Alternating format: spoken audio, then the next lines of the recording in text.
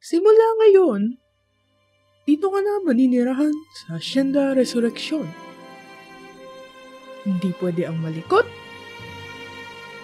hindi pwede ang maingay, at higit sa lahat, hindi pwede ang pakialamera. Good morning, Inday! Marami kang pwedeng gawin sa labas ng mansyon, Day. Marami bang garden sa labas na pwede ka maglaro? Pero pagsabihan na kita, Inday, may isang garden na hindi mo pwedeng puntahan, ah? Naku, hindi ko ma-imagine ba kung anong gagawin ni Madam Medina sa'yo pag makita ka niya.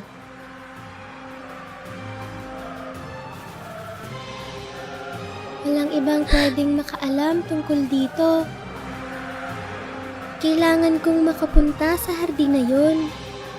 Pwede mo ba akong tulungan?